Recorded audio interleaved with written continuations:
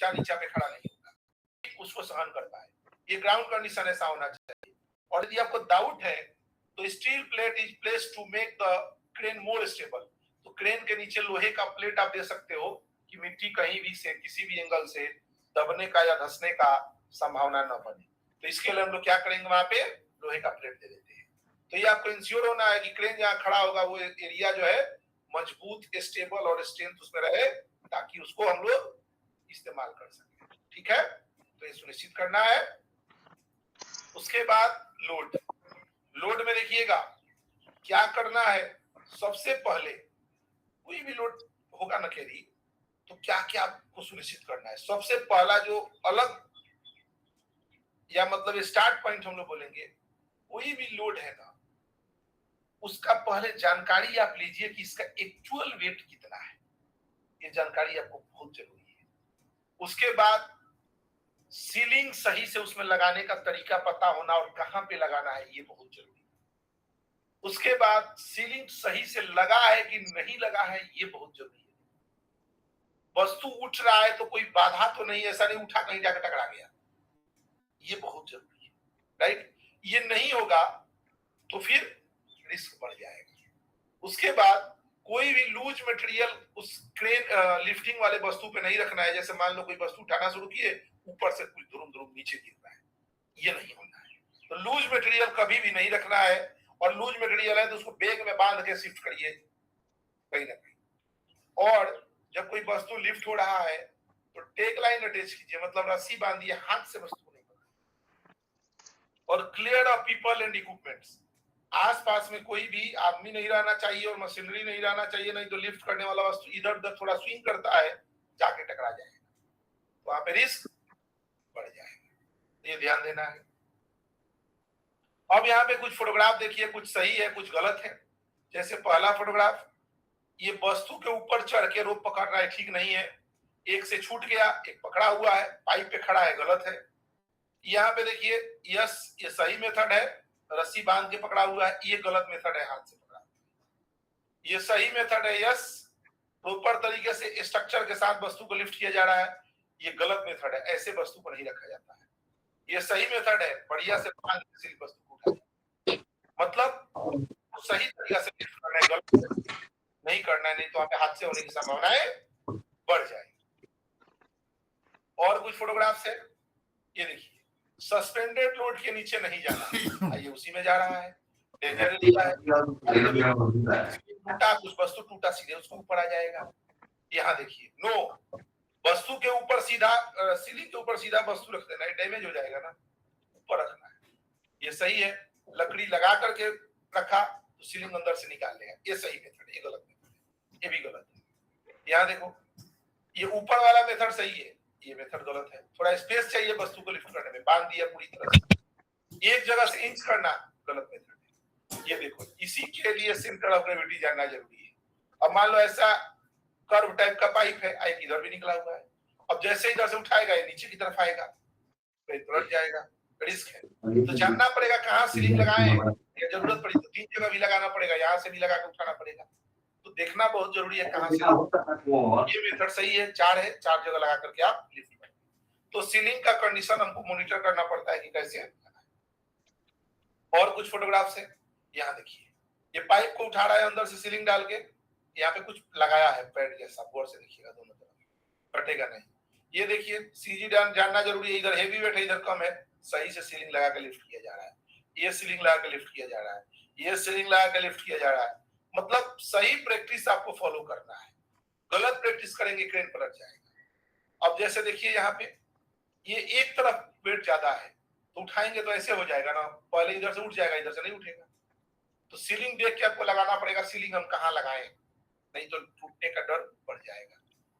एक जगह से बांधेंगे रिस्क बढ़ेगा। तो सीलिंग को कभी भी सही मेथड में लगाना और ये सुनिश्चित कर लेना कि ये मेथड में वस्तु को आराम से ऊपर लिफ्ट किया जा सकता है। ये कुछ फोटोग्राफ्स आपको हम दिखा रहे हैं। और 12 step that lead to an accident, ये 12 गो स्टेप है, ध्यान से देखिए। Operating equipment without proper training and authorisation, क्यों हादसा होता है प्लांट में, लिफ्टिंग में। Operating equipment without proper training and authorisation, न किसी को समझाया है न किसी को अधिकार है वही मशीन चलाना।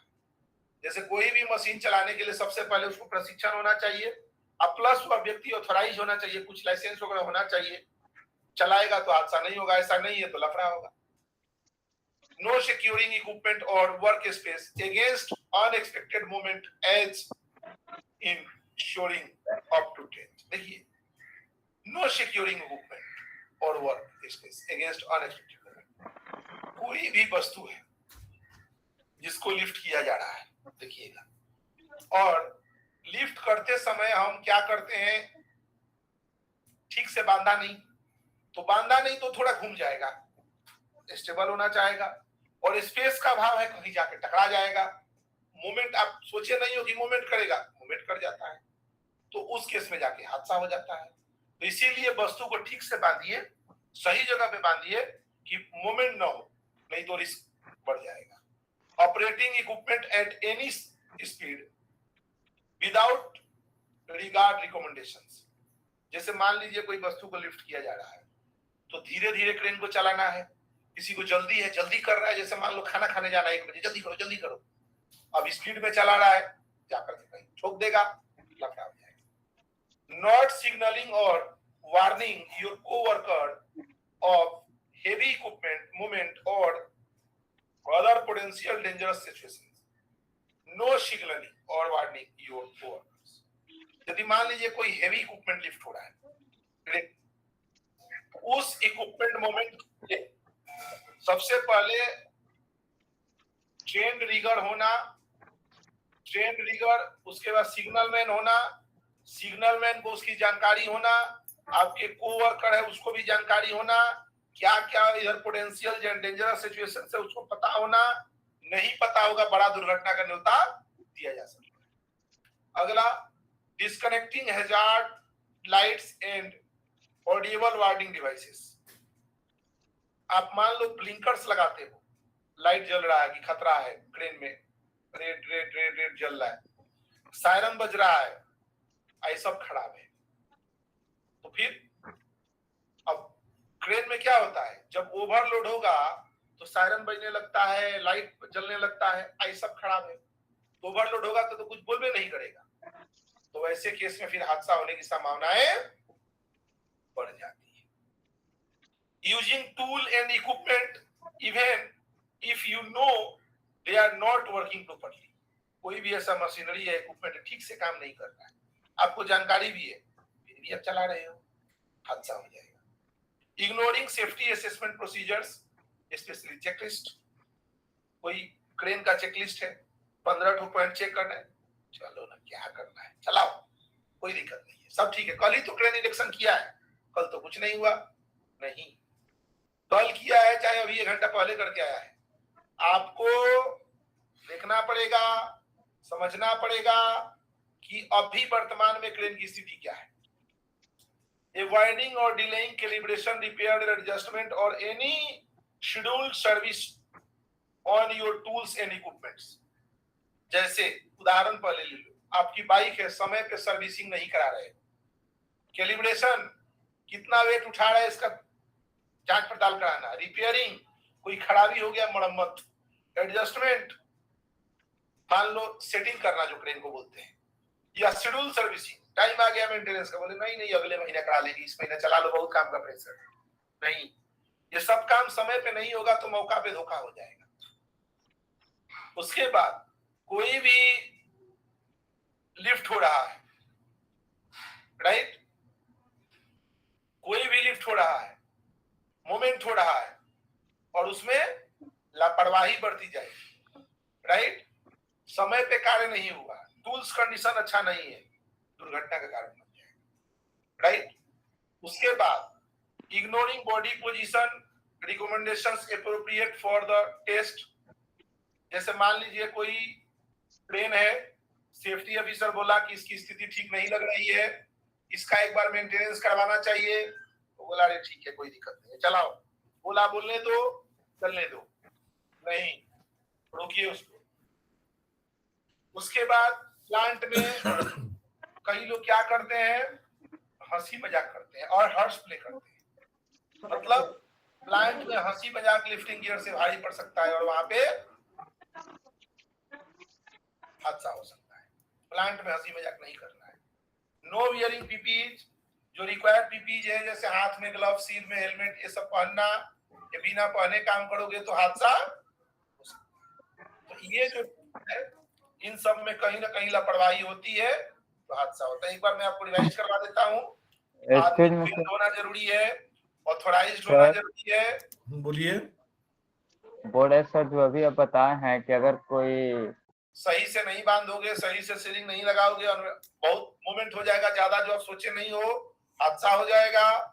ऑपरेटिंग इक्विपमेंट एक स्पीड, मतलब जो क्रेन को बोला गया है कि लोड जब उठाइए तो 10 का स्पीड में चलाइए, और आप कह रहे हो कि नहीं नहीं हमको खाना खाने जाना है जल्दी, हम 20 में चला लेते हैं, कोई दिक्कत नहीं, नहीं, हादसा हो जाएगा।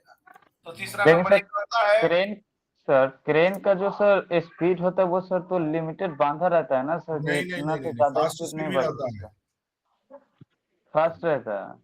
फास्ट भी रहता है तो मतलब उसका लिमिटेड स्पीड में आपको चलाना होगा, ये नहीं कि हड़बड़ा के आप चला रहे हो। जी जी सर। नंबर आपके इक्विपमेंट में warning device, sorry, no signalling और वार्निंग योर कोवर्कर्स, आपके जो सहकर्मी हैं आप उसको नहीं बताते हो सावधानी के बारे में, क्या क्या खतरा है यहाँ पे, क्या क्या सीरियस खतरा है, इंडिकेट नहीं करोगे, वैसे केस में बड़ा हादसा हो जाएगा। या आपके मशीनरी में, क्रेन हाइड्रा में जो भी इक्विपमेंट है वार्निंग वाले, जैसे अलार्म लगा हुआ है, डिवाइस लगा हुआ है कि ओवरलोड होने पे बोलता है वो खराब है, तो जब ओवरलोड होगा तो कोई बोल नहीं पाएगा, उस समय दिक्कत हो जाएगा। टूल्स इक्विपमेंट सही से काम नहीं कर रहे हैं, आप उसको इग्नोर कर रहे हो, अवॉइड कर रहे हो, समय पे मेंटेनेंस नहीं हो रहा है, रिपेयरिंग नहीं हो रहा है, राइट, कोई रिकमेंडेशन दिया कि खराब है, ठीक खराब बोले चलने दो, राइट, हंसी मजाक प्लांट में करते हो या पीपी नहीं पहनते हो, वैसे केसेस में हादसा होने की संभावनाएं बढ़ जाती है, राइट, यस। अब देखिए पर्सनल प्रोटेक्टिव इक्विपमेंट, पीपीई पहनते हो तो कौन सा पीपीई पहनना है, तो आपको एक फोटोग्राफ सामने है, सेफ्टी शू, फुल बॉडी हार्नेस, हेलमेट सब पहनना है, लेकिन ये सब रिक्वायरमेंट कहाँ कहाँ है आपको देखना पड़ेगा। जरूरत है वो पहनिए, नहीं जरूरत है छोड़ दीजिए, लेकिन रिक्वायरमेंट है उस पीपीई को आपको पहनना है सोच समझ के, ठीक है। अब देखिए लिफ्टिंग में मैनुअल लिफ्टिंग भी होता है। अब मैनुअल लिफ्टिंग भी कम खतरनाक नहीं होता है। मैनुअल लिफ्टिंग में यदि किसी वस्तु को ठीक से आप लिफ्ट नहीं कर रहे हो, क्या प्रॉब्लम होता है, स्पेशली किसी के कमर में खिंचाव आ जाएगा, स्पेशली कमर में खिंचाव आना, मांसपेशियों में खिंचाव आना, जो प्रॉब्लम करता है। तो इसको आपको ध्यान देना है कि लिफ्टिंग प्रोसीजर सही होना चाहिए। अब मैनुअल लिफ्टिंग और खतरनाक है, इसलिए फिजिकल इंजरी सीधा हो जाएगा, राइट। मैनुअल लिफ्टिंग में कैसे करना है, देखिए सही तरीका, आप वस्तु के पास जाइए, नजदीक से उसको पकड़िए, सपोर्ट लेके बॉडी को उठाइए और बॉडी के पास चिपका के ले जाइए। ये पोजीशन ठीक नहीं है, ऐसे उठाइएगा सीधा, यहाँ खिंचाव आएगा बैक साइड में, दिक्कत हो जाएगी। ऊपर वाला मेथड सही मेथड है, नीचे वाला मेथड गलत मेथड है। और ये नीचे वाला मेथड क्यों होता है, मान लो उस वस्तु में मिट्टी लगी हो, कचरा लगा हो, दूर रखो, शरीर में नहीं लगना चाहिए, इसके लिए लोग दूर से उठाते हैं। स्पेशली ये प्रॉब्लम गाड़ी के टायर वगैरह रिप्लेस करने में, टायर को लोग दूर से ले जाता है, खिंचाव आ जाएगा कमर, तो ये मेथड फॉलो करना है, ये नहीं। अब देखिए 2 मैन कैरी, यदि आपको लगता है कि वस्तु ज्यादा हेवी है तो 2 आदमी मिलकर लिफ्ट करिए, अकेले क्यों, अकेले नहीं करना है, यदि वस्तु ज्यादा वेट का है तो 2 लोग लग जाएंगे। उसके बाद हम बता रहे थे क्रेन लिफ्टिंग हो रहा है तो 2-3 बात है। सबसे पहले टैगलाइन बांध के आप रखिए, आपका जो है keep an I on the load, आपका आंख जो है लोड की तरफ होना चाहिए, कि टूटे कुछ ऐसा होता हट पाओ भाग पाओ, देखो जैसे पीछे देख रहा है वस्तु उधर है। कभी भी आपका कोई भी body part, keep all part of your body out from the load, ऐसा नहीं होना चाहिए कि वस्तु टूटे आपका पैर अंदर चपेटे में आ गया या आप ही चपेटे में आ गए, ऐसा नहीं होना। तो कभी भी वस्तु से आप दूर रहोगे, सस्पेंडेड लोड के नीचे नहीं रहोगे और वस्तु पे आपका नजर रहेगा, कुछ भी गड़बड़ होने की स्थिति में इमीडिएट उसको करेक्ट किया जा सकता है। और सिग्नल जो देना है ना रॉन्ग, अब ये ऑपरेटर इधर है, अब ये कंफ्यूज है कि किसका हम बात सुने, अब इसका सुने किसका सुने किसका सुने किसका सुने। अब देखो चारों चार सिग्नल दे रहे हैं, ओनली 1% मस्ट गिव सिग्नल। अब मान लो रेलवे ट्रैक पे कोई ट्रेन चल रही है और ग्रीन रेड लाइट तीनों सिग्नल जल रहा है, तो क्या करेगा, रुकेगा कि चलेगा कि धीरे चलेगा, कंफ्यूज हो जाएगा। तो ये गलत प्रैक्टिस है, कभी भी एक ही आदमी सिग्नल देगा, तीन चार आदमी सिग्नल नहीं देगा, जो हो रहा है करेक्ट। जब भी आप लोड को लिफ्ट करने जाओगे तो आपको देखना है, क्या देखना है कि क्रेन का हुक का कंडीशन कैसा है, क्या चलने जैसा है। यदि आपको लग रहा है कि यस हम इसको चला सकते हैं, ये सही कंडीशन में है, इसका फिजिकल कंडीशन अच्छा है, तो आप उसको इस्तेमाल करिए। यदि आपको लग रहा है कि नहीं, इस्तेमाल मत करिए। और नहीं चेक करना है अनसेफ प्रैक्टिस है, पहले आपको देखना चाहिए कैसी स्थिति में है, कई लोग छोड़ देते हैं। करेक्ट, सही मेथड है। कोई भी क्रेन से वस्तु लिफ्ट होगा, दूर रहना है, टैगलाइन का इस्तेमाल करना है और आंख हमेशा वस्तु पे। कुछ ऊंच नीच होगा हम तुरंत एक्शन लेंगे। Use tagline to control the load, रस्सी बांध के लोड को इधर उधर बैलेंस मतलब मूव करने से बचाइए। रॉन्ग, क्रेन लिफ्टिंग से practices never ride the load. अब उठा रहा है उसी पे आदमी चढ़ गया, नहीं, ये प्रैक्टिस एकदम नहीं करना है, पूरी तरह से गलत है। आप वस्तु पे चढ़िए, दिक्कत नहीं है, सीलिंग लगाइए और लिफ्ट होने के पहले आप नीचे उतरिए, आप वस्तु के साथ लिफ्ट नहीं होंगे, राइट। रॉन्ग मेथड है, रॉन्ग। क्या wrong, never stand under the load. अब ये वस्तु के नीचे दोनों घूम रहे हैं, बाई द वे कोई क्रेन में गड़बड़ी हुआ, कुछ प्रॉब्लम हुआ, कुछ दिक्कत हुआ, ये क्या होगा, टूट जाएगा वस्तु, नीचे ऊपर इसके ऊपर गिर जाएगा, खतरा हो जाएगा। बात समझ रहे हो?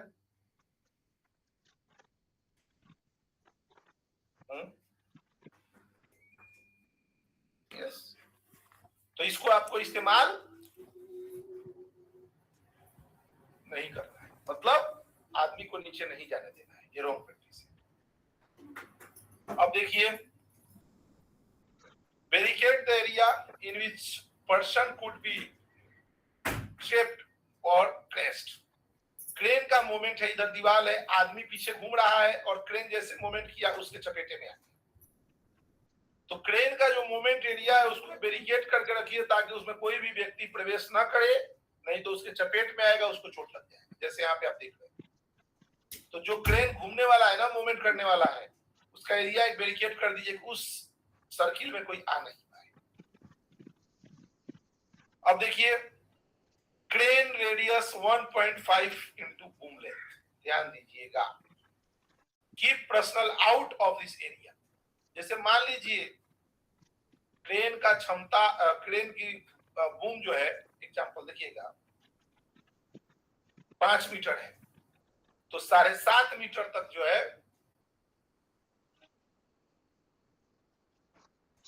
आप क्या करिए, खाली रखिए।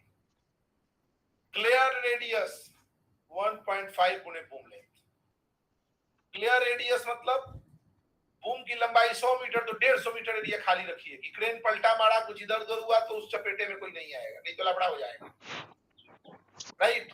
ये आपको सुनिश्चित करना है, नहीं तो उसके अंदर, हाँ बोलिए।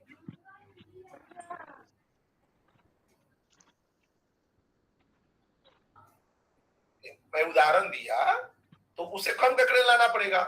जैसे क्रेन गिरेगा तो आप उसके अंदर आ जाओगे ना, तो जैसे मान लीजिए 10 मीटर का क्रेन है तो 15 मीटर का एरिया बैरिकेड होगा, 1.5 गुना करना है, वहीं पे क्रेन का।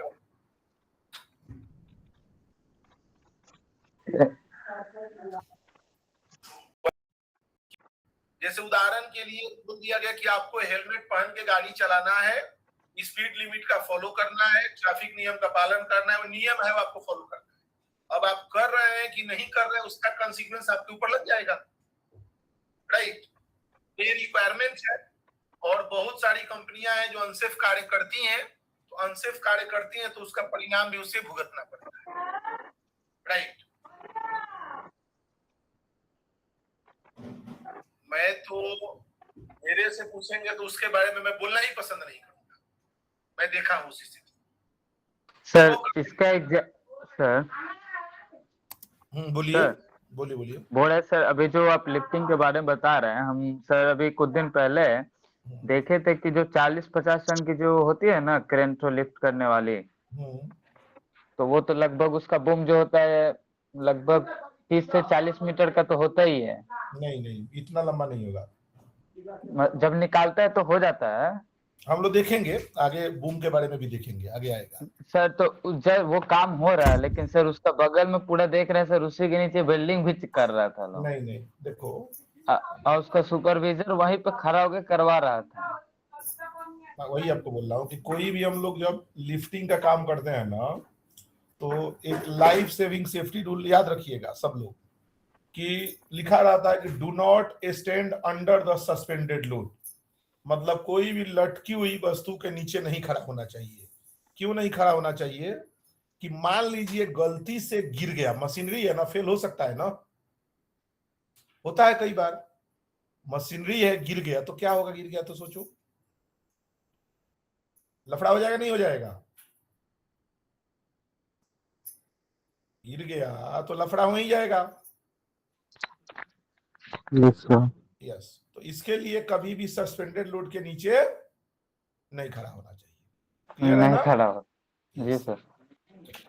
उस पर कुछ बोलने जैसा नहीं है। आप अच्छे प्लांट को देखिए, राइट, वहां पे पूरा सीरियस वायलेशन। मैं आपको एक उदाहरण दे दूं, ये वही की बात है। एक बाइक खड़ी थी, बाइक देखो, और एक बात है, ये इस चीज को भी याद रखना, कॉपी में लिख भी लेना।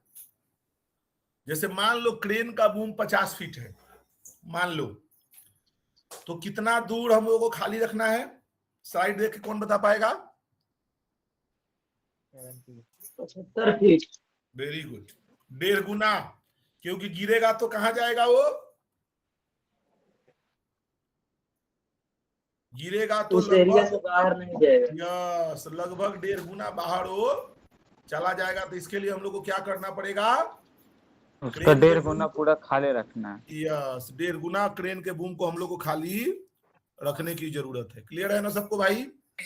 उसके बाद तो उसमें हमको जो रिक्वायर्ड पीपीज है, सुरक्षा उपकरण है, उसका इस्तेमाल हम लोग को करना पड़ेगा।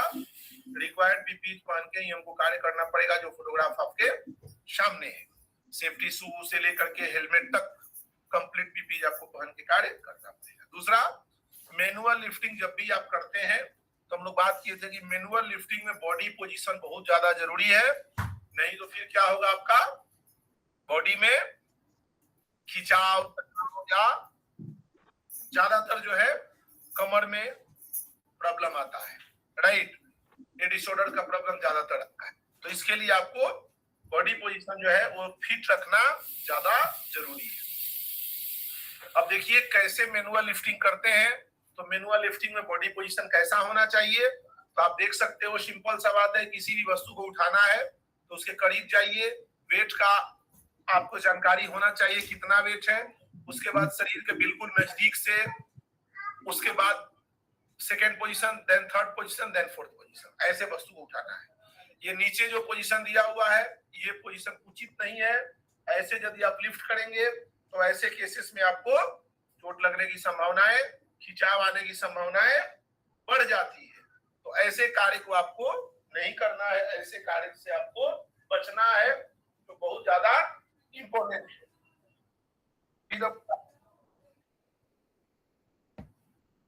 यस, वो सीधा होना चाहिए, और जो वस्तु है ना वो ठीक है आपके ज्यादातर पास होना चाहिए, राइट। खिंचाव आ जाता है तो बॉडी पोजीशन बहुत इंपॉर्टेंट होता है इसमें। दूसरा, मैनुअल लिफ्टिंग में क्या होता है, यदि आपको लगता है कि वस्तु ज्यादा हेवी है तो वैसे आप लोग अकेले उसको आप कैरी मत करिए, राइट। हेवी होने की स्थिति में आप उसको मिल करके लिफ्ट करिए। उसके बाद क्रेन लिफ्टिंग सेफ प्रैक्टिसेस आप देखिए, इसमें 3 पॉइंट है। पहला पॉइंट ये है कि आप जब कोई भी लिफ्ट करवा रहे हैं वस्तु को, तो आपका जो आई है, keep an I on the load, आपका आंख जो है उस लोड की तरफ होना चाहिए, देखते रहना है कि वस्तु किधर की तरफ जा रहा है। दूसरा, keep all parts of your body out from the load. हम लोग बात किए हैं कि कोई भी सस्पेंडेड लोड के नीचे नहीं रहना है, तो इसमें ध्यान ये देना है कि आपका न ही कोई आपका शरीर है, न ही कोई शरीर का हिस्सा उस मटेरियल के नीचे नहीं आना है। जैसे यहाँ पे देख रहे हैं, वस्तु गिरा है, उसके पैर में चोट लग गया, दब गया वस्तु के नीचे पैर। तो सावधानी ये बरतनी है कि कोई भी लिफ्ट हो रहे वस्तु के ऊपर में आपको पैर नहीं रखना है, उसके नीचे में या अंदर में। और यहाँ पे keep the load low and slow. कोई भी वस्तु आप लिफ्ट कर रहे हैं तो उसका हाइट कम से कम होना चाहिए और धीरे धीरे मूवमेंट होना चाहिए, नहीं तो स्पीड रहेगा, मूवमेंट करेगा, ब्रेक होगा, लफड़ा हो जाएगा। तो इसीलिए लोड को ज्यादा से ज्यादा ग्राउंड के पास में और स्लो मोशन में मूवमेंट करना चाहिए।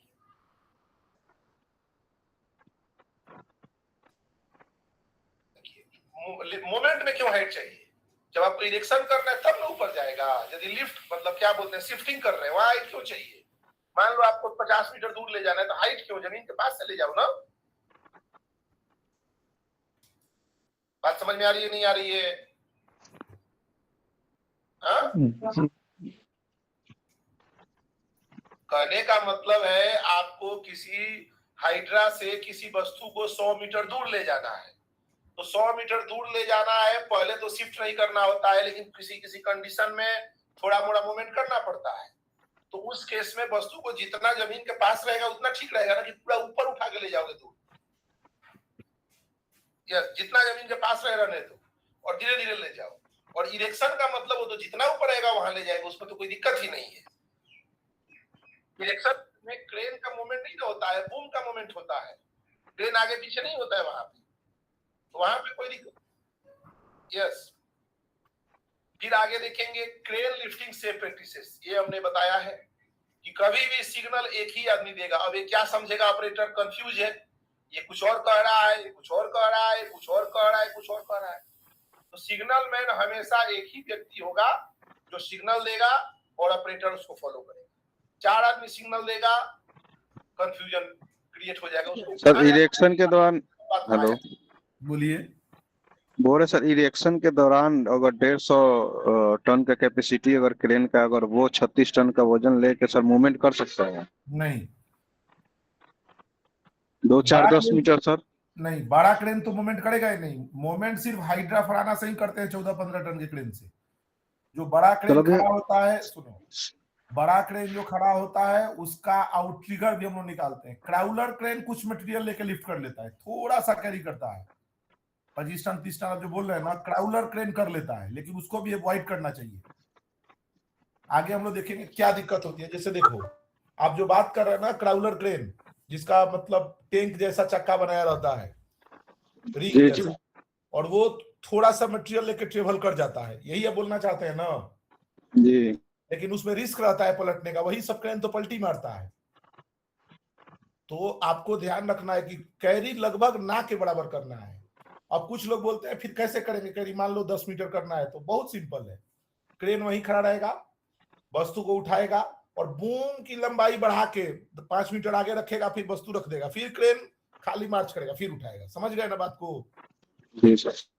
कैरी करने में क्या होता है, देखो, कैरी करेगा तो उसका आगे वाला पार्ट में वजन ज्यादा पड़ेगा, पलटने का संभावना बढ़ जाता है, राइट? ऊपर नीचे बाएं दाएं दोनों बात कहा जा रहा है, ये प्रॉब्लमेटिक है। उसके बाद मैं आपको एक स्लाइड भी दिखाता हूं जिससे आपका डाउट क्लियर हो जाएगा क्यों कैरी नहीं करना है। रुको, ये जो आपका लिफ्टिंग है ना, उसमें एक स्लाइड है,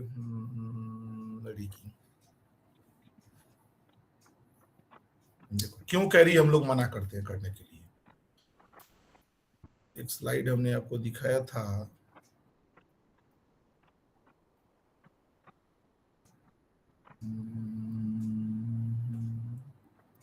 ये देखो, ये देख रहे हो ना? यही क्रेन थोड़ा सा मार्च कर लेता है, लेकिन जब लेके चलेगा ना तो चांसेस रहता है कि अगला हिस्सा थोड़ा सा दबा, क्योंकि देखिए जब आप आगे चलते हैं ना, आप अपने पे आइए, पहले अपने शरीर को देखिए, तब आगे चलते हैं ना, दौड़ते हैं ना, तो आपका वजन एड़ी पे नहीं पंजा पे ज्यादा पड़ता है। फील करते हो आप ऐसा? करते हो जी नहीं सर, करते? पूरा वेट सर पंजा पे ही पड़ता है। पंजा पे पड़ता है। तो क्रेन भी जब कैरी करेगा ना, तो उसका अगला लोड कहाँ पड़ेगा? उसके आगे वाले जो पार्ट पंजा होगा पे। उसी। क्रेन का हाँ पंजा तो यही हुआ ना। जी तो अब ये क्रेन क्यों ऐसा टिल्ट हुआ है? कुछ वस्तु लेके चला होगा, थोड़ा सा हल्का सा झटका, उसके बस चोट आगे। से झुक गया।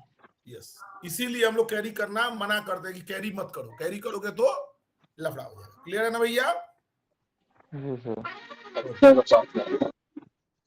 क्रेन का जो हुक है, आप उसको इस्तेमाल करने के पहले एक बार चेक कर ले उसकी फिजिकल कंडीशन कैसा है।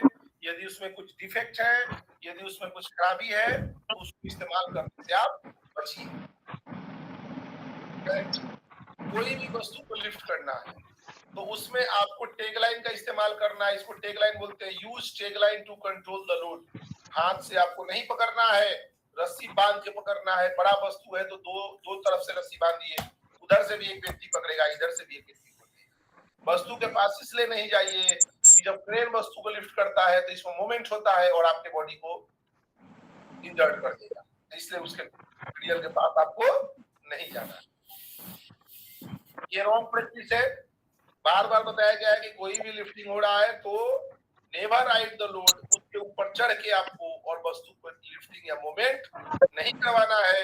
ऐसा आप करवाएंगे तो वैसे केसेस में क्या होगा, वस्तु गिरेगा, आप भी नीचे गिर जाएंगे और क्योंकि ये आपके लिए नहीं है, वर्कमैन के लिए या किसी व्यक्ति के लिए जो लिफ्ट बनता है वो अलग उसका डिजाइन होता है, वस्तु के लिए जो बनता है उसका अलग डिजाइन होता है। तो यहाँ पे तो लिफ्ट ही हो रहा है, ऐसा काम बिल्कुल नहीं करता।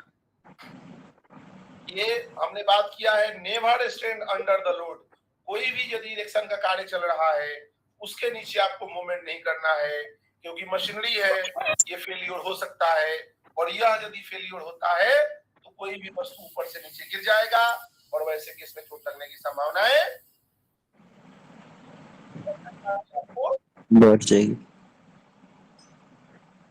अभी दूसरा, कोई क्रेन यदि इरेक्शन का कार्य में लगा है तो वो स्विंग करता है, मूवमेंट करता है बाएं दाएं, तो वैसे केस में जो उसका मूवमेंट वाला एरिया है उसको बैरिकेड करिए, नहीं तो barricade the area in which person could be tripped और क्रेश्ड।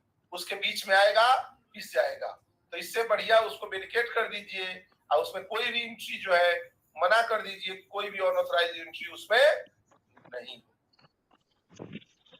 उसके बाद आप देखेंगे, यहाँ पे समझना जरूरी है, clear radius 1.5 times boom length. Boom की लंबाई यदि 15 मीटर है या 20 मीटर है तो 30 मीटर का एरिया बैरिकेड करना होगा, क्योंकि ट्रेन पलटी मारेगा एरिया ज्यादा कवर कर लेता है। तो keep personal out of this area, और उस दायरा में किसी भी व्यक्ति का प्रवेश वर्जित रहेगा। Right, keep this area clear of unnecessary personal. अब यदि कोई रिक्वायर्ड व्यक्ति है वो जाएगा अलग बात है, लेकिन जिसका जरूरत नहीं है वो क्यों जाएगा वहां? राइट, तो अनवांटेड जो व्यक्ति है उनको वहां से आप बाहर निकालें। अब यहाँ पे देखिएगा, क्रेन लिफ्टिंग प्रैक्टिसेस। जो बूम है क्रेन का, सही से उसका इस्तेमाल होना बहुत जरूरी है। क्या गड़बड़ी है? पहला राइट, दूसरा रॉन्ग। इसमें 2 बूम निकला है, यहाँ थोड़ा सा निकला, ये थोड़ा सा निकला, सही है, लेकिन यहाँ पे एक को कम निकाला, एक को ज्यादा निकाला, ये गलत है। समान मात्रा में बूम को निकालना है। Right, pay attention to the boom section, they should be kept equal, unequal boom give no structural stability। आप एक बूम ज्यादा निकालेंगे, कम निकालेंगे, दिक्कत होगा। जैसे कैसा होता है, जस्ट लाइक आपके घर में जो पहले रेडियो होता था ना, रेडियो में कैंटीना होता था, जो आप ऊपर खींचोगे तो मान लो एक सबको पूरा खींच देते हो, एक को आधा खींचो, एक को कम खींचो, एक को ज्यादा खींचो, नहीं, बूम निकलेगा, सब थोड़ा थोड़ा निकलेगा, समान मात्रा में निकलेगा, क्रेन स्टेबल रहेगा। किसी को कोई डाउट?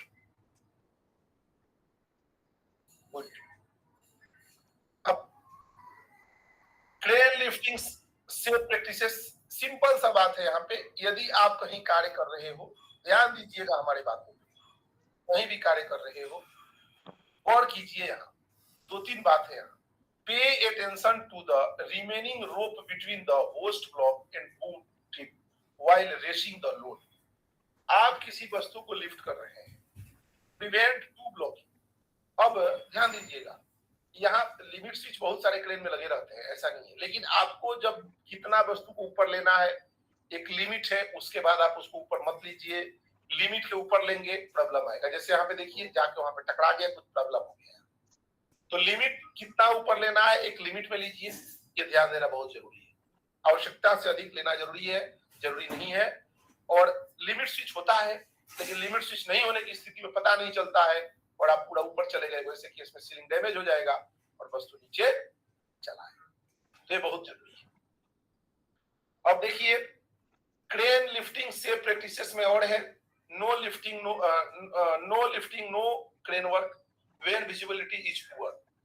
मान लीजिए दिख नहीं रहा है, मौसम खराब है, पूरा फॉग है, तो वैसे केस में लिफ्टिंग करना है कि नहीं करना है? नहीं करना है सर। आपको नहीं दिखेगा कहाँ क्रेन टकरा गया, कहाँ प्रॉब्लम हो गया, आपको महसूस नहीं होगा। तो इसके लिए लिफ्टिंग ही नहीं करेंगे सर उस समय। जानना जरूरी है, क्योंकि यदि आप नहीं देख पाएंगे, नहीं कर पाएंगे, तो वैसे केस में क्या करना पड़ेगा?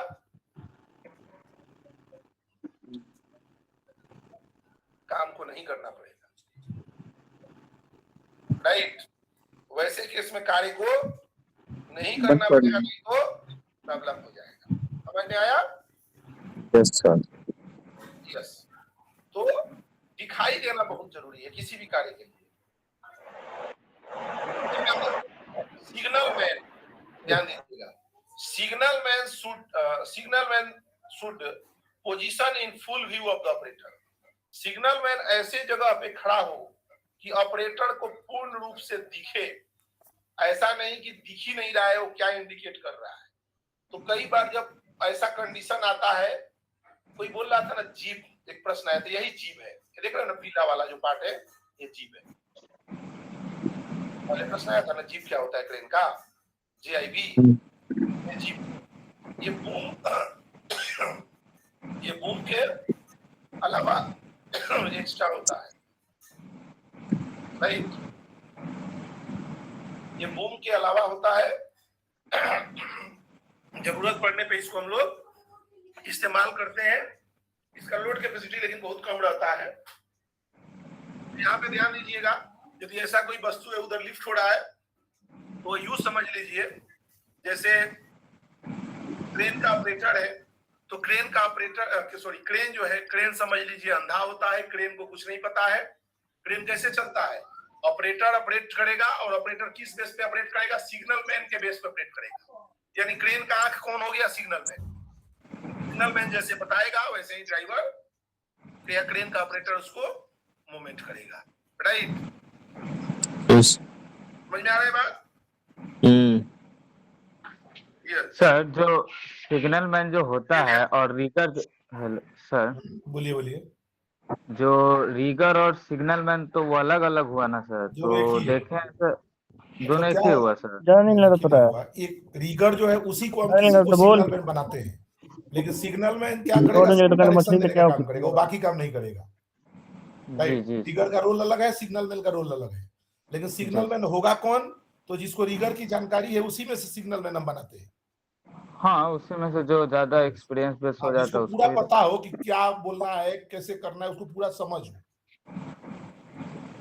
और कई लोग बोल जाते हैं जीप क्रेन क्या होता है? जीप तो जो ऊपर में जो निकला हुआ ना, ये वाला हिस्सा छोटा वाला पीला वाला, इसी को जीप बोलते हैं। मतलब क्रेन के बूम में अलग से जो जोड़ा गया उसको जीप बोलते हैं, ठीक है ना? आगे बढ़े जी सर, आगे बढ़िए।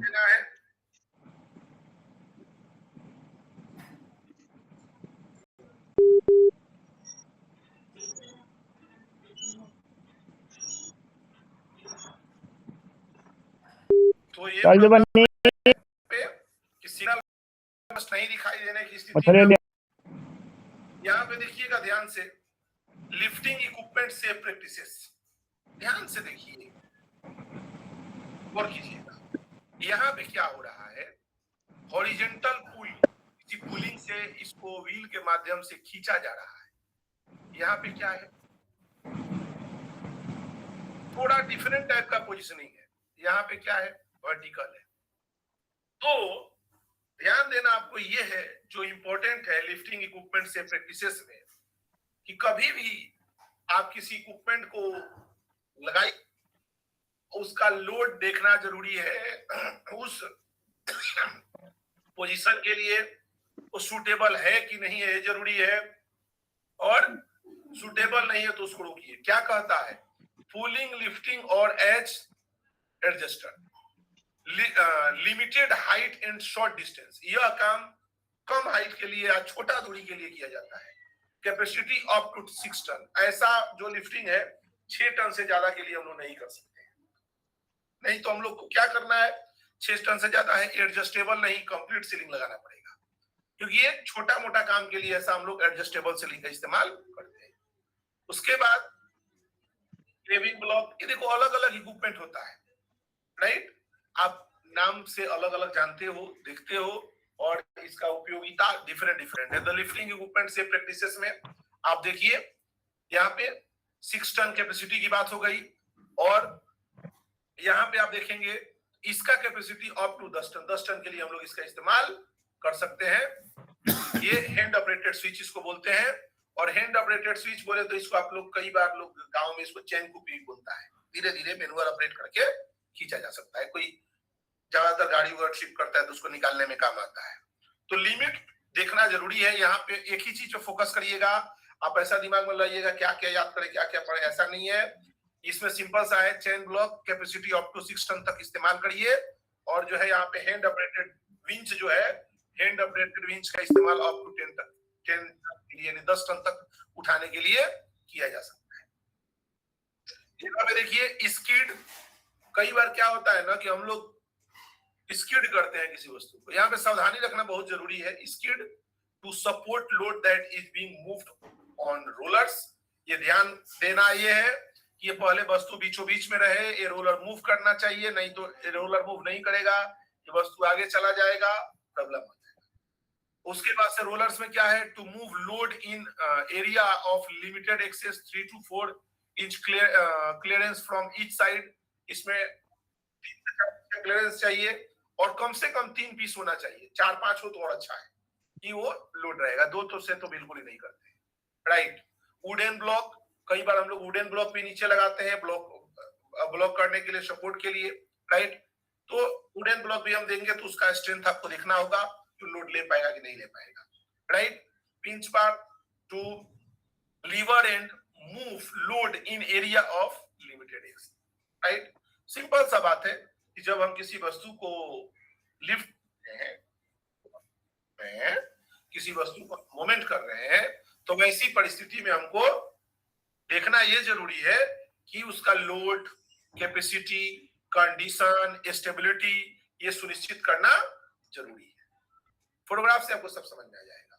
लिफ्टिंग इक्विपमेंट से प्रैक्टिसेस में देखिए, hook, attach ceiling, master link, shackle etcetera. आप देखिएगा 2-3 आपको पॉइंट इसमें स्पेशल फोकस करने वाला है। जब सीलिंग को हम लोग ऐसा ऐड होता है ना, तो 3 ठो कम से कम यू क्लैंप से लॉकिंग करना जरूरी है। और पोजिशनिंग आपको देखना है, राइट। और सेकेंड पार्ट जो है यहाँ पे, can not hook to ceiling eye, ये कंडीशन ठीक नहीं है, ऐसा नहीं करना है। ये सीलिंग जो है हुक में ही लगेगा और डिसेकल ऊपर और नीचे वस्तु के साथ लगता है। ये प्रैक्टिस सेफ नहीं है, अनसेफ माना जाता है। यहाँ पे हुक डैमेज होने का चांसेस रहता है या डिसेकल भी डैमेज हो जाता है। इस प्रैक्टिस को अवॉइड किया जाता है, राइट। तो सेफ प्रैक्टिसेस को ही फॉलो करना है। फिर देखते जाएंगे नेवर सर। यदि आपको लगता, बोलिए सर बोलिए। सर पीछे वाला भी सर, एक कभी जो पिक्चर दिखा रहे थे पीछे वाला सर, एक बार करिए।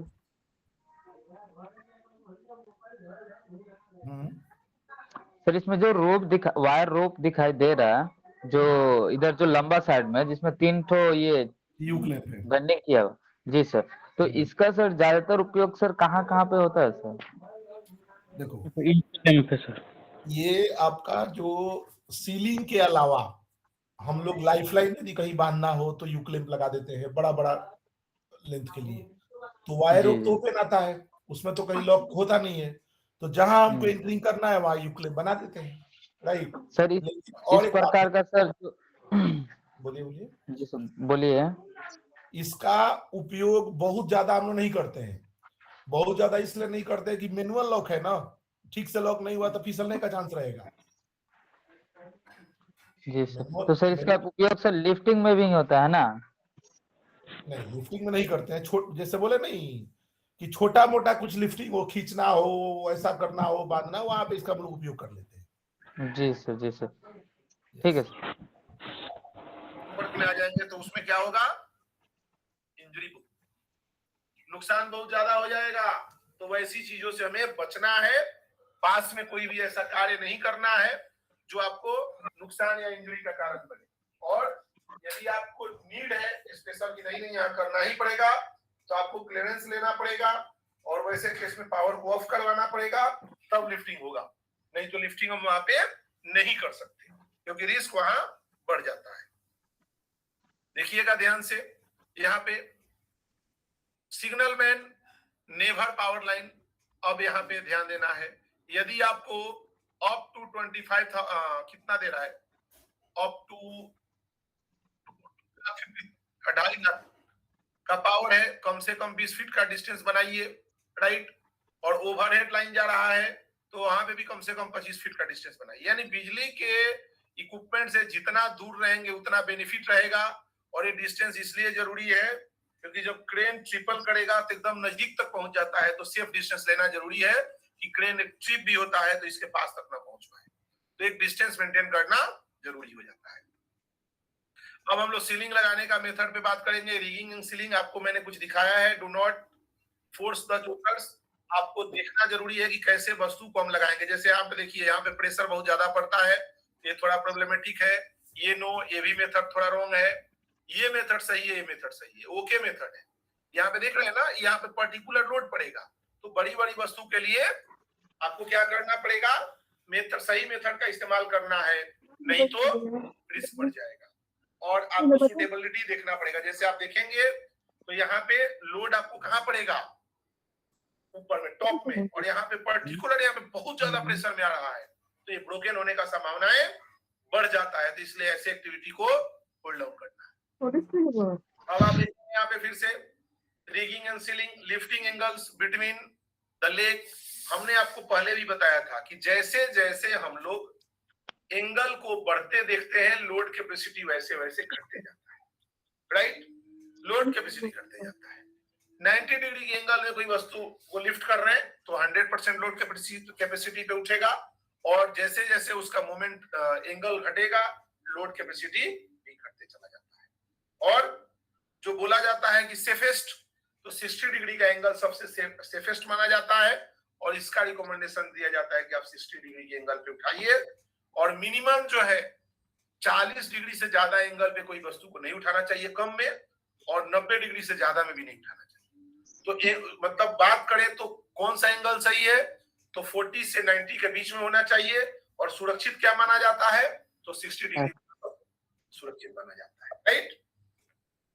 आगे सर क्या कोई पूछता है कि, बोलिए सर हाँ? ये जो अभी सर 90 डिग्री के एंगल पे तो वो सर उठा लिया, अगर वहां से कहीं अगर लेके जाना हो तो सर क्या पॉसिबल है सर, उतना 90 डिग्री के एंगल में वो लेके जा सकता है? फिर से बोला कि ट्रेवल मनाही है जी सर। और ये सर 60 डिग्री के, अगर 60 डिग्री पे उठा रहा है तो ट्रेवलिंग कर सकता है, मतलब लेके जा सकता है? देखो फिर से बता, ट्रेवलिंग किसी भी हाल में मनाही है, हमने बार बार ये बात रिपीट कर रहा हूं, ट्रेवल नहीं करना है। और ये जो 60 और 90 डिग्री का एंगल देख रहे हो ना, ये तो लंबा वस्तु होगा तो ऑटोमेटिक एंगल बनेगा ना, बहुत बड़ा वो तो वस्तु होगा बनता तो एंगल तो बनेगा ही बनेगा, वो तो बनता ही है। यस। तो ट्रेवल सर जैसे सुनो, ट्रेवल रियर केस में छोटा मोटा कुछ है तो करेंगे, ट्रेवल नहीं करना है लिफ्टिंग में, बार बार मैं रिपीट करता हूँ, मटेरियल लेके ट्रेवल नहीं करना है। ट्रेवल सिर्फ प्लेन हाइड्रा से छोटा मोटा, सॉरी फराना और हाइड्रा से छोटा मोटा ट्रेवल ही होता है, बाकी बड़ा ट्रेवल नहीं करता। मतलब बात करें तो कौन सा एंगल सही है, तो 40 से 90 के बीच में होना चाहिए, और सुरक्षित क्या माना जाता है तो 60 डिग्री वाला सब, राइट। आगे तो यहाँ पे 2-3 प्रश्न बन गया। कोई पूछता है कि सेफ एंगल क्या होता है वस्तु को लिफ्ट करने के लिए, जवाब होगा 60 डिग्री। और किस एंगल के बीच में रहना चाहिए, नोट्स में पॉइंट आपके नोट हो जाने चाहिए कि सेफ एंगल सबसे बढ़िया क्या माना जाता है, तो क्या जवाब दोगे 60 डिग्री, ये ज्यादा बढ़िया माना जाता है। यस, 40 से 90 के बीच, यस 40 से 90 के बीच में होना चाहिए, राइट। उसके बाद रिगिंग एंड सीलिंग में देखिएगा ध्यान से, जब कोई बड़ी बड़ी वस्तु आता है ना, स्ट्रक्चर के साथ लिफ्ट करते हैं, स्ट्रक्चर लेते हैं, स्ट्रक्चर के साथ इसको सपोर्ट लेके लिफ्ट करते हैं, सही मेथड होता है। तो उसमें बीम या स्पाइडर बीम का हम लोग इस्तेमाल करते हैं, स्प्रेडर बीम। तो इसमें क्या होता है फायदा, जब हम लिफ्ट करते हैं वस्तु को तो सीलिंग पे टेंशन कम आता है, और ये स्ट्रक्चर के माध्यम से वस्तु लिफ्ट हो जाता है। तो इसमें एक्सपर्ट ट्रिगर लगता है, और ये लोड क्या होता है, डिस्ट्रीब्यूट हो जाता है, स्प्रेड हो जाता है, राइट। तो इसीलिए स्प्रेडर बार हम लोग लगाते हैं कि लिफ्ट को, लोड को चारों तरफ हम लोग डिवाइड करें। तो स्प्रेडर बार जरूरी होता है वेट को स्प्रेड करने के। हम लोग सीलिंग मेथड के बारे में पढ़े हैं पहले, फिर से आपके पास फोटो आ रहा है। बास्केट टाइप मेथड हम लोग अप्लाई करते हैं, चोकर टाइप मेथड अप्लाई करते हैं, और वर्टिकल मेथड अप्लाई करते हैं। ये मेथड होता है लिफ्ट करने के लिए। तो इन सभी मेथड का इस्तेमाल अलग अलग वस्तु को लिफ्ट करने के लिए किया जाता है, जो हम लोग आगे देखेंगे किसको कहाँ करता है। तो यहाँ पे देखिएगा डबल चोकर का कुछ एग्जांपल है। डबल चोकर में देखिए 2 बार फंसा करके पाइप को उठाना। यहाँ पे क्या है, सिंगल डबल रेप, 1 बार राउंड करके उठाना। यहाँ पे क्या है, सिंगल डबल रेप, 1 बार राउंड करके उठाना। तो ये अलग अलग मेथड है, अलग अलग तरीका से इस्तेमाल होता है। जैसे बड़ा सीलिंग रहेगा तो ऐसा, थोड़ा छोटा है तो ऐसा, एकदम छोटा है तो ऐसा, जो सूटेबल लगता है वो मेथड का इस्तेमाल कर सकते हैं, जो फोटोग्राफ में आपके सामने उपस्थित है। आप फिर से देखेंगे यहाँ पे डबल बास्केट में आइए, एक इधर से बास्केट बनाया, एक इधर से बास्केट बनाया। ज्यादातर पाइप के लिए इसी मेथड का इस्तेमाल सूटेबल माना जाता है, कि दोनों तरफ पाइप या कोई लंबा स्ट्रक्चर हो, कि दोनों तरफ से आप हुकिंग करके और वस्तु को आप उठा सकते हैं सीलिंग लगा करके। ये सबसे सूटेबल मेथड माना जाता है। मैक्सिमम फोटोग्राफ्स के माध्यम से आप समझ पाएंगे, बहुत सामान्य सी बात है। उसके बाद आपको देखना पड़ेगा कि लेग कितना होना चाहिए। जैसे मान लीजिए ऐसा इक्विपमेंट है तो 3 ठो लेग लगेगा, ऐसा कोई इक्विपमेंट है तो 2 लगेगा, ऐसा कुछ है तो 4 लगेगा। आपको देख के डिसाइड करना है कि कितना उसमें पॉइंट दिया है और कैसे उठाएंगे। ये आपको सूटेबल लिफ्ट रिगिंग मेथड आपको देखना पड़ेगा, और उसके बाद आपको डिसाइड करके कार्य करना पड़ेगा। तो ये मेथड सबसे सूटेबल माना जाता है। फिर आगे देखेंगे रिगिंग एंड सीलिंग। ये आपके सामने पहले भी फोटोग्राफ आया है कि जब कोई सीलिंग 90 डिग्री के एंगल में रहता है तो जो उसका लोड क्षमता है वही रहता है। वही सीलिंग यदि एंगल बदलता है, यदि मान लीजिए वही सीलिंग ये आपको 90 डिग्री ऊपर बन रहा है, यानी दोनों तरफ कितना होगा, 45 बना होगा। 45 डिग्री के एंगल में आ जाता है तो जहां पे 1000 लोड आना चाहिए वहां पे 1414 एलबीएस का लोड आ रहा है, 414 एलबीएस पड़ गया। यही सीलिंग 170 डिग्री का एंगल बन रहा है, यानी ये दोनों पार्ट पे कितना लोड होगा, 10-10 डिग्री का, कितना 5-5 डिग्री का एंगल होगा। क्योंकि टोटल कितना होगा, ये एंगल बन रहा है तो 180 डिग्री, तो 180 डिग्री में 170 तो ऊपर ले लिया, 5 डिग्री का एंगल बना। 1000 केजी 1000 एलबीएस वस्तु का वेट 11470 हो गया। क्यों? सीलिंग कैपेसिटी बड़ा, सीलिंग का पोजीशनिंग बराबर नहीं है। तो सीलिंग का पोजीशन बहुत मैटर करता है कि आप किस तरीके से कार्य कर रहे हैं। सीलिंग का पोजीशन सूटेबल नहीं रहेगा, प्रॉब्लम बनेगा। बात समझ में आ रही है भैया? तो सीलिंग का पोजीशन बहुत इंपॉर्टेंट है लिफ्टिंग के लिए। ये स्लाइड आपके सामने है। 1 टन की कोई वस्तु है, ध्यान दीजिएगा, 1 टन का कोई वस्तु है। यदि 171 डिग्री दे देते हैं एंगल आप, यानी बच गया 9 डिग्री में 4.5 डिग्री एंगल, 6 टन इसका वेट हो जाता है। 151 डिग्री देते हैं 2 टन होता है, 120 डिग्री देते हैं 1 टन होता है, 90 डिग्री देते हैं और कम हो जाता है। ये देखिए इधर एंगल बढ़ रहा है, ऊपर घट रहा है, टेंशन कम होते चला जा रहा है। और आप भी समझ सकते हो जितना सीलिंग सीधा रहेगा उतना टेंशन।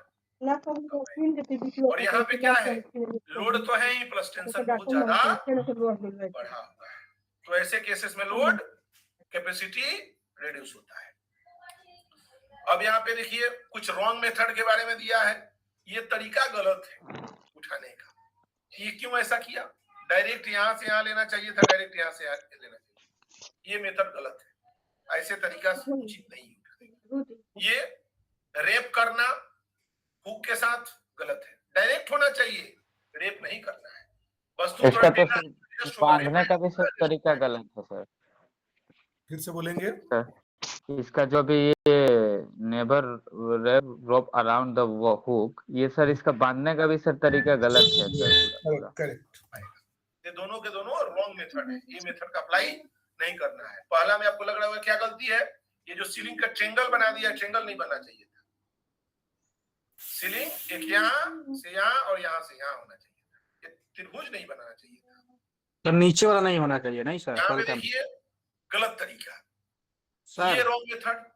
डिसेकल को टेढ़ा खिसक जाएगा, बोल्ट निकल जाएगा। ये डिसेकल ऊपर लगा दिया। डिसेकल हमेशा वस्तु के साथ लगेगा, क्रेन के हुक के साथ कभी नहीं लगेगा। क्रेन के हुक के साथ सिर्फ और सिर्फ शीलिंग लगेगा। देखिए यहाँ पे करेक्ट समझने का। यस, यहाँ पे दे रहा है उल्टा करके लगाया गया है। इसका आई बोल्ट नीचे है और क्या है सीलिंग। हम लोग को करना क्या चाहिए सही में? यस, पहला प्रयास करना चाहिए कि सीलिंग और डिसेकल का पोजीशनिंग अच्छा होना चाहिए, क्योंकि ये थोड़ा सा थ्रेड होता है और ये थ्रेड फिसल सकता है तो वस्तु सीधे नीचे आ जाएगी। तो ये गलत मेथड है। यहाँ पे देखिए गौर से, बराबर पोजीशन में, मतलब सीधा पोजीशन में ये सही पोजीशन है। यहाँ दोनों पोजीशन में देखिए टेढ़ा पोजीशन है। तो ये सही मेथड है। सही जूट वाला वो देते हैं। हाँ, कुछ ना कुछ दीजिए, मतलब धारदार चीजों से बचाने के लिए यहाँ पे पैड दीजिए। जो भी पैड्स आपके पास हो सकता है जो धारदार चीजों से। सीलिंग में ज्वाइंट तो पहले रिकमेंडेड नहीं है कि आप ज्वाइंट करिए। कैसे किया? एक रोप, यहाँ पे कुछ अलग टेंशन, इसमें डिसेकल डाल दिया, कुछ और डाल दिया, बिल्कुल इस तरह से गड़बड़ नहीं किया।